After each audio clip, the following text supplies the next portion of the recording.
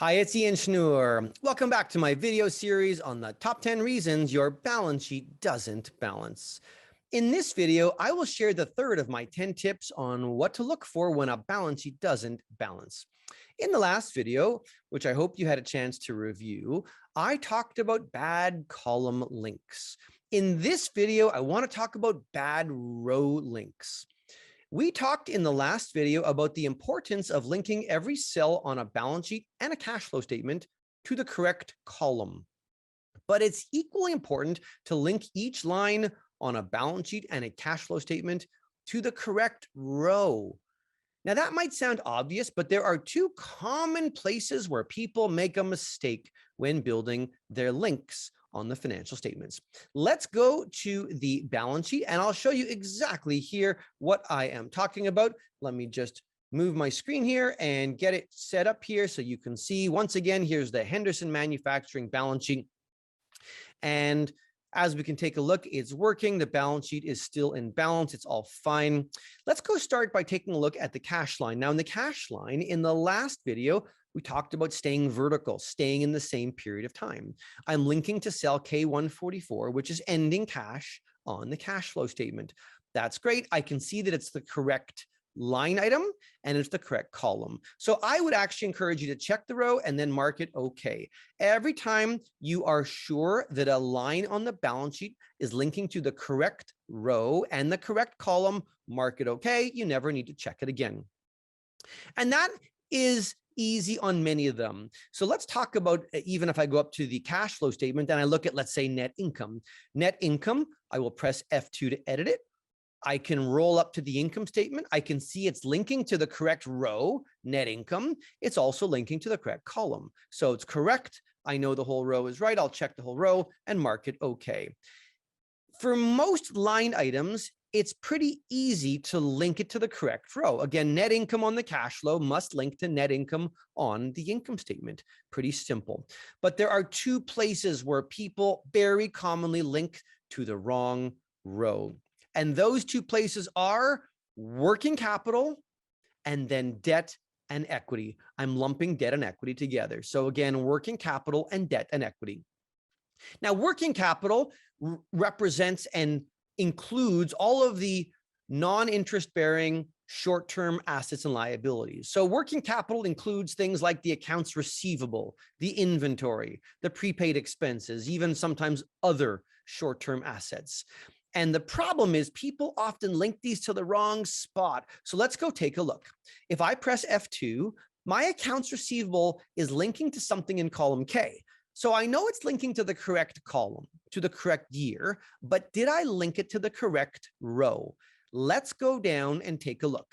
If I, once again, press F2 to edit the cell, if I very carefully select this cell reference and then press F5, enter, look what it does. It takes me to the working capital schedule and it's linking correctly to the accounts receivable balance. Do you see it says dollar balance and I'm linking to the AR dollar balance. That's perfect. It's working great. But there's a common error, and that is this. So often when people are rushing and working quickly, they will link their receivables to the days. They will link it to the section on the schedule that represents days receivable, days inventory. So they'll link it to this row by accident. So if I do that and press enter and now copy it over, these numbers look fairly reasonable. They're not way too large. They're in line. They're sort of reasonable numbers. But of course it's wrong. And if I check the balance sheet, you'll notice that my balance sheet is out of balance every year in the future. And it's because my receivable, while it's linked into the correct column, I linked it to the wrong row, to the wrong line item. So let's fix that. So I'm going to go back in. When I'm checking this, I'll go back in. I will press F5 enter, and I have to pay close attention to say, wait a second, whoever built this linked it to the receivable days, and that's not right. So I will fix it, change it, and I will link it to the receivable dollar balance, press enter, and link that up and copy it to the right. Once I've checked all of them, I can mark it okay. And my balance sheet, you can see, is now balanced. So the issue with working capital, you must be very careful. Every one of my working capital line items, whether it be receivable, inventory, prepaid expenses, other, even my payables and other liabilities, they must be linked to the dollar balance or the pounds or the euros, whatever the currency is, not the days. The second place where people make a big mistake when they're linking up to the proper rows is with regards to debt and equity. And let's take a look here. First of all, when I look at debt and equity on my balance sheet, each row is just a link. You can see my long-term debt is a link. My short-term debt is a link, a simple link. If I go to equity, my shareholders' equity is a link. Retained earnings is a link. These items also should be coming from a debt schedule and an equity schedule, but there's a very common problem. Let's go down there and see what's happening. On my debt schedule here, I'm way down in the model. There's a debt schedule, and underneath the debt schedule is an equity schedule. Underneath, you can see here the equity schedule. Every piece of debt and equity has a beginning balance, a change, and an ending balance. Beginning, change, ending. Same thing for my short-term debt. Beginning, change, and then ending. Even the same thing for equity. There's always a beginning, change, ending. Well, the key is this. When you are linking up a balance sheet, when you are linking up the line items on the balance sheet, the debt and equity on a balance sheet must be linked to the ending balance. Take a look here. The long-term debt is linking to cell K309, and K309 is the ending balance. The balance sheet must be linked to the ending balance for debt. Let's see for equity. Also for equity, if I go to the common share and press F5 enter, it will show me that it's linking to the ending balance. So one more time, the balance sheet, debt and equity rows must be linked to the ending balance on a debt schedule or the equity schedule. Whereas on the cash flow statement, you'll notice in the financing activities, each one of the financing activities rows must also be linked to the debt schedule and the equity schedule. Take a look. Every one of these is also a link, a link, a link, a link.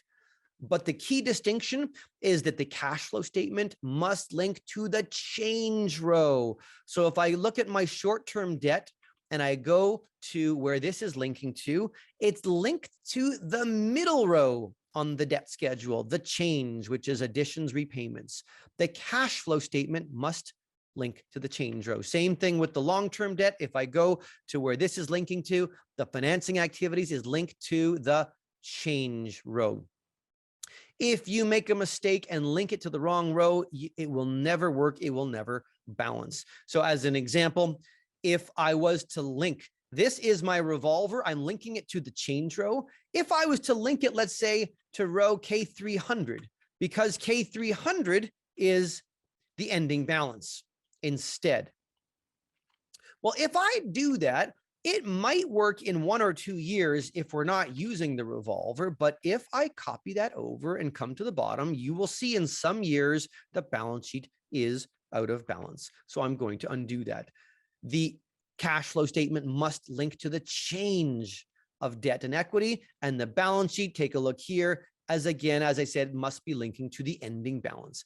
If I linked it by accident to the change, to the beginning or the change, what I did now is I linked my balance sheet to the beginning balance. Row 307 is the opening balance. And if I do that, you'll notice my balance sheet doesn't balance. So let's stop this then. That gets us to the end. When it comes to linking up the balance sheet and the cash flow statement to the correct rows, you must make sure, in particular with debt and equity, that each debt and equity row on the balance sheet is linking to an ending balance, and each debt and equity row is linking to a change on the cash flow statement.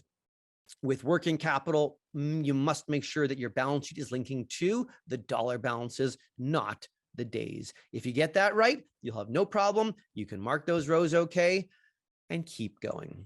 Join me for the next video where I talk about the next major tip, and be sure to follow me and leave any comments below so that I know what you think. See you next time.